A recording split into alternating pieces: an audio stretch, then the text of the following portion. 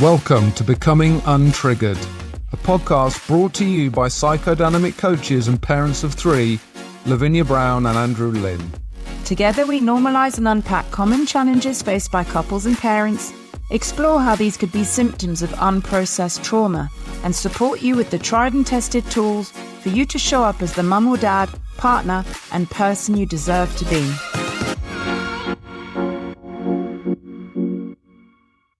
Welcome to Becoming Untriggered podcast.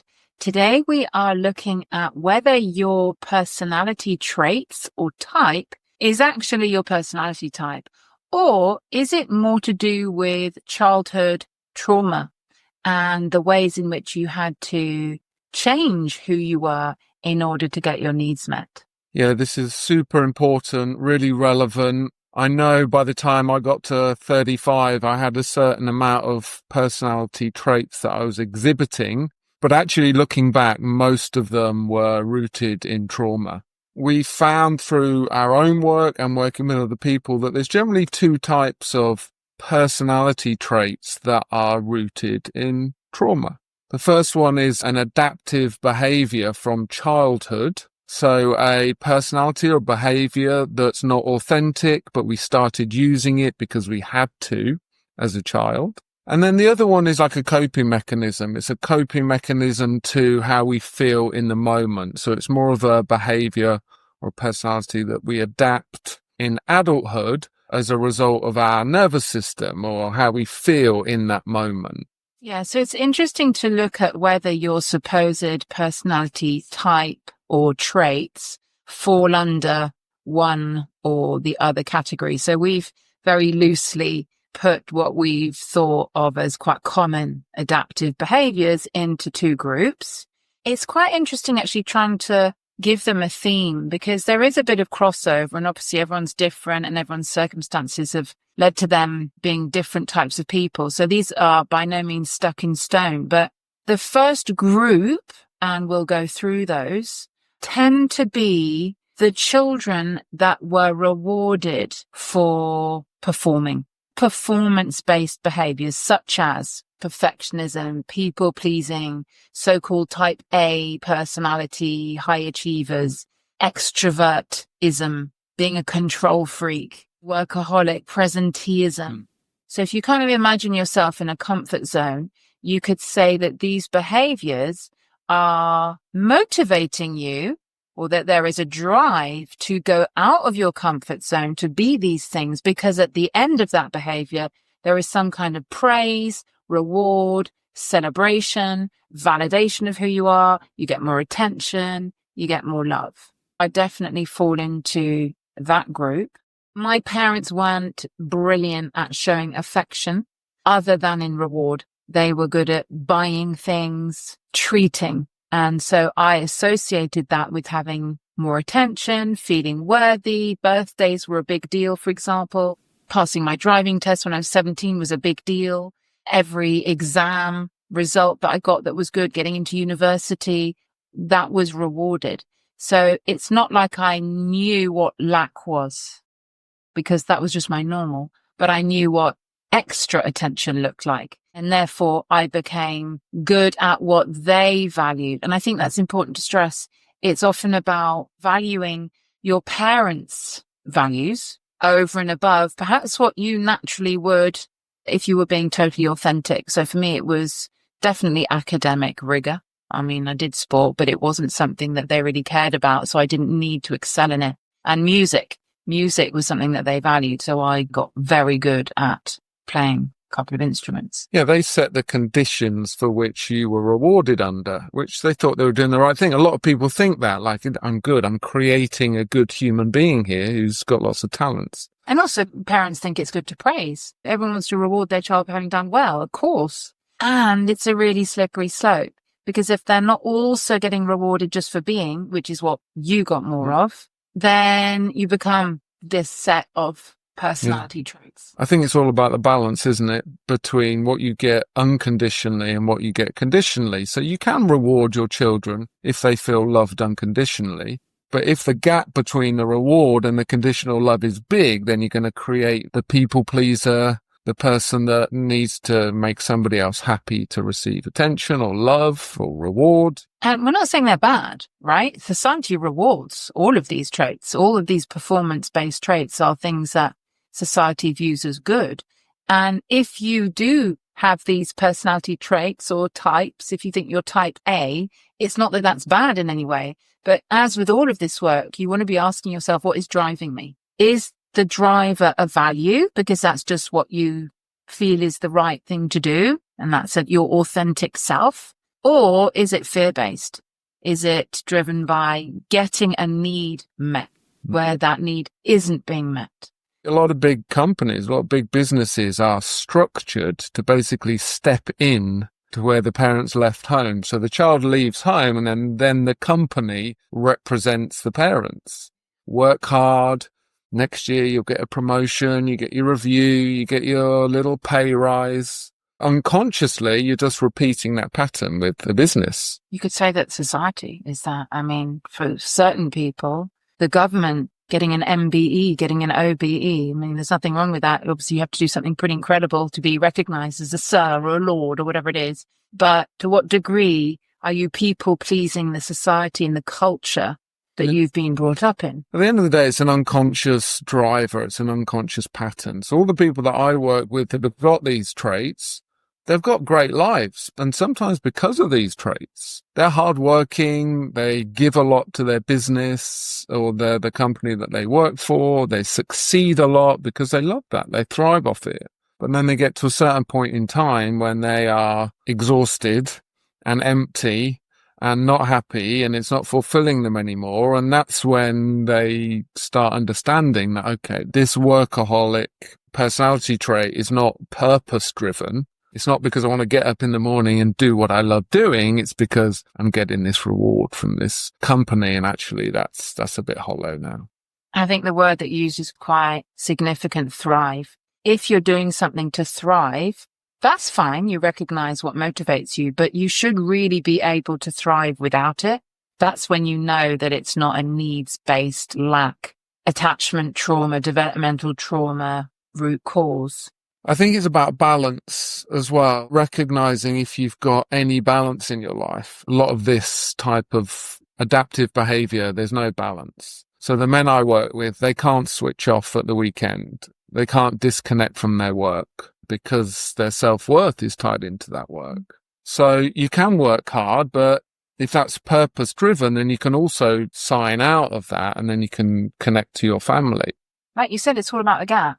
If the reward was such that made you feel worthy, then you're not going to be able to switch off from it. If the gap was smaller between the reward and you just doing your thing, then you're going to be able to switch off because it's not such a big jump. Let's talk a little bit about the second category, which definitely I fall under and was almost my complete personality 15 years ago, which is more about the self-saboteur, the imposter syndrome, the procrastinator.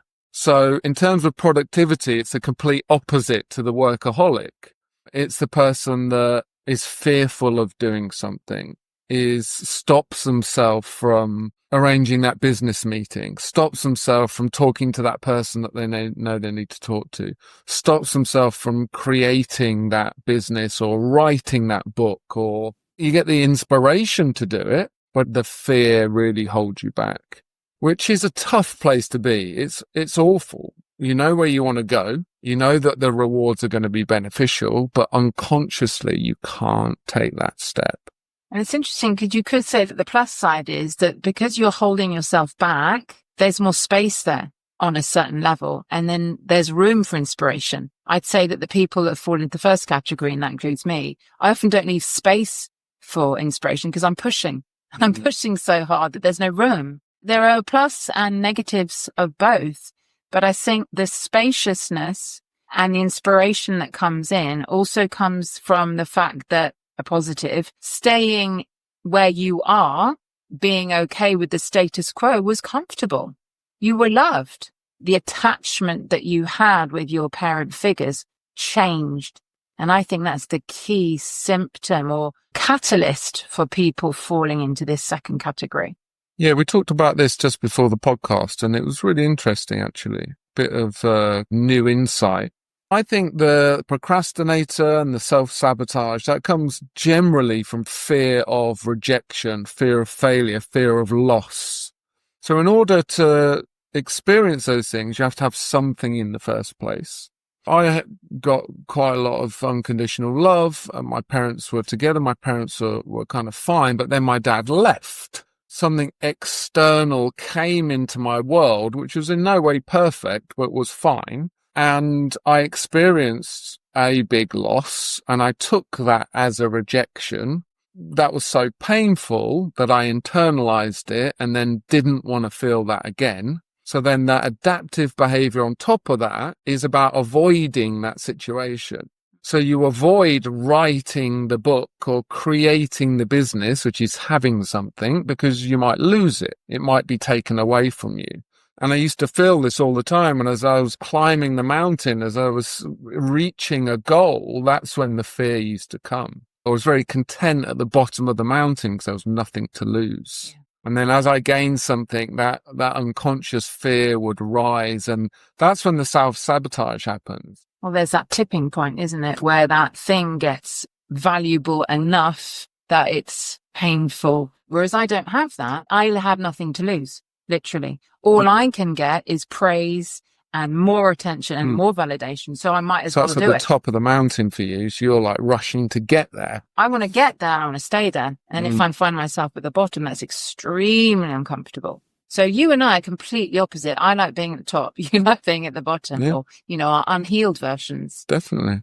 And the thing for people like you is the problem is you never reach the summit, right? You get to the top and then guess what? There's another mountain because you're never good enough, because what the summit represents is external validation. You launch the book, which you have done, and then you get the praise and it's like, okay, well, now I'm empty again because I always was. So you have to create another mountain. So you're never actually at the top of the mountain. I think another difference that you could describe it slightly differently is spacious space. I don't like space. I don't like emptiness. If I know I'm moving towards something, I know that praise, that validation is coming. You like the space. You like the emptiness, the nothing, because that means you're safe and you haven't got anything to lose. So it also makes me quite busy and not so able to relax and rest. Obviously, that's the unhealed version of me. I'm much more like you now. But conversely, you like the rest and the relaxation and the not working towards something, because the more you work towards something, the greater the value there is to lose. So it also plays out in how you are as an adult around rest, an empty diary, relaxation. Yeah, I still feel that. I'm conscious of that plans and goals create this dynamic within me. I have a few really ambitious goals that I still think I will achieve. I do think that a personality trait or a side effect of the procrastinator or the self-saboteur is potentially setting unachievable goals. It's safe that you're kind of never going to get there. You can kid yourself that you're always working on it a little bit, whereas I need to see the progress. Otherwise, it's not working. Yeah, normally a person's adaptive behaviors will be the same. But like you said, it depends how extreme you are within that behavior. Is sometimes like either an extreme experience or an extreme gap between the conditional love or the love. And there's crossover, because you could say that lack of self-worth, lack of self-belief leads to items in both. So, for example, you might have imposter syndrome because you don't believe that you're worthy of being enough ever or achieving. And that will also make you into a people pleaser. Yeah, there's crossover. And also people can be in one or two camps. If you are connected to your purpose and you are working towards a goal, then you can still be productive. You can still work hard. You can still do all these things, but there might be a bit of procrastinator. There might be a bit of self-saboteur in the background. So it's not like you are wholly one or wholly the other. It always boils down to how uncomfortable the behavioral trait is making you feel. If the workaholism is killing you, If the people pleasing feels not right and is really uncomfortable because you know you don't really want to be doing it, you're betraying yourself. If the imposter syndrome, or the procrastination rather, is eating you up inside because you know you're worth more, that's when you know it's a wound. So none of these behaviors are unusual. Everyone's got at least one of them, but it's how it affects you and how big, again, talking of gaps, how big the gap is between how you're showing up and how authentic you feel. And I think that's something that comes with age. The older you are and the more work you've done, obviously, the more aware you are of who you truly are underneath it all and what your needs are. So we don't want that gap to be a big one. You don't want to be wearing a mask that's hiding a very different person underneath. No, and a lot of people are. It's that old saying that Jim Carrey didn't come up with it, but he said it, and he said that depression is needing a deep rest from the character that you've created. And I think a lot of people that think they're depressed or think they've got a depressive personality are just wearing this mask, are just disconnected, are just playing this character. Well, same could be said for anxiety. I see the same in my women clients. If you're anxious, often it's because there's a gap between how you are and how you feel you should be. Of course, that's going to create anxiety. It's stressful. So yeah, depression, anxiety, and that moves us into coping mechanisms, right?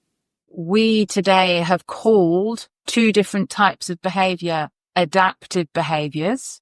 They were the ways that you adapted as a child, teenager, to receiving or not receiving enough love. And then because of those wounds, if you don't look at them, you will then create coping mechanisms that enable you not to look at them, because let's face it, that's painful. So coping mechanisms are a way of avoiding the pain that came, again, the root cause that was underneath the adaptive behavior. So we've talked about too, anxiety, anxious personality. I don't believe that's a thing. I don't think that you are a depressive person either.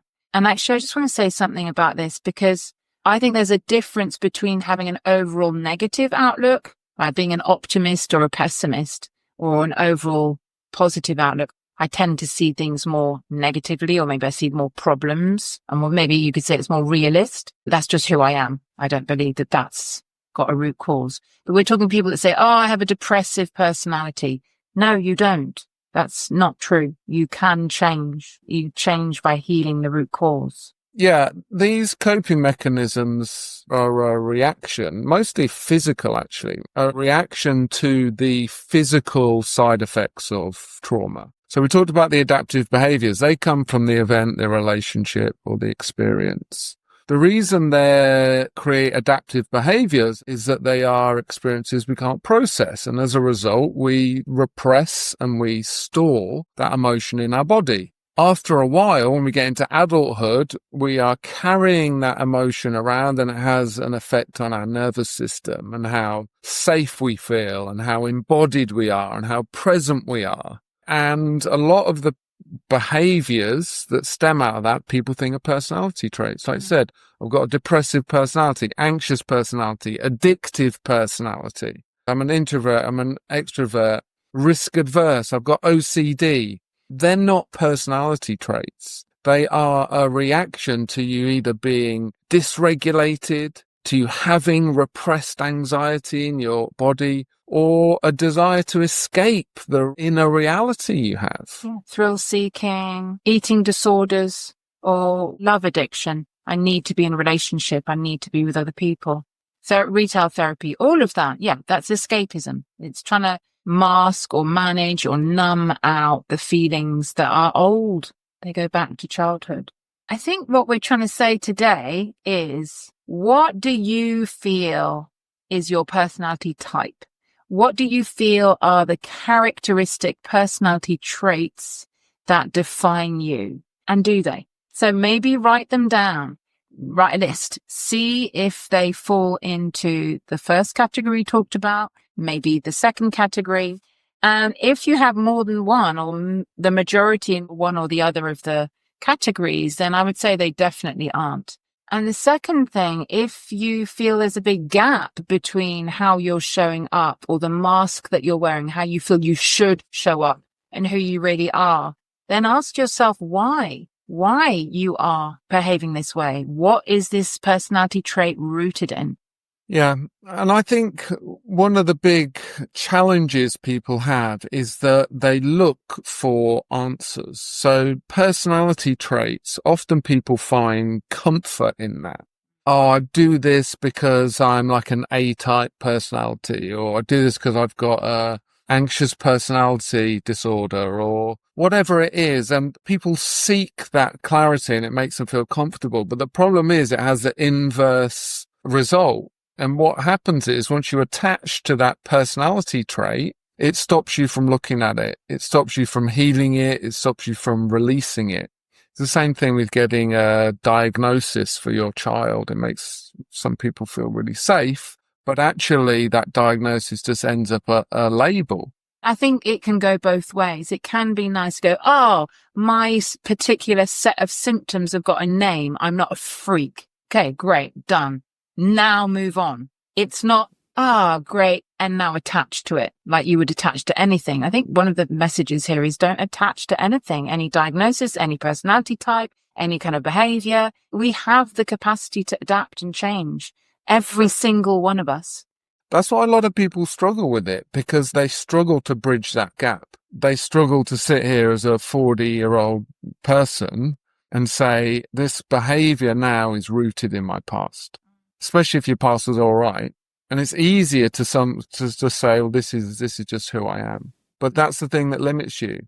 That's what this healing work is. If you really want to get to know what your personality is, you have to do the work to heal the underlying trauma that creates the coping mechanisms and the adaptive behaviors. Because once you do that, you can start to be embodied, you can start to listen to yourself, you start to love yourself, you can drop the behaviors, and that's when your personality comes out. It's actually a process of rebirth in some ways. Absolutely. Shedding who your parents thought you should be, anyone that you're depending on thought you should be, in favor of who you are. And that can be quite scary for some people, especially for the group A people that I work with. Their adaptive behaviors have served them quite a lot. It can give you financial wealth, it can give you credibility, it can give you status, and give you all of these things. But from all the people I've worked with, you don't lose a lot of the qualities that you gain through this. You can still be a good salesperson, a good manager, you can still be motivated, you can still be successful, but it's just all rooted in self-love and comes with more purpose and more joy and more presence. If what we discussed was helpful, please subscribe and leave us a 5-star review. For more of the same, check out my social media, The Inner Child Healing Expert, or to work with me, go to laviniabrown.com. You can find me on andrewlin.net or Life Coach for Dads on Instagram. We work with both individuals and couples. If there are any topics you'd like us to cover, please reach out. Thanks for listening.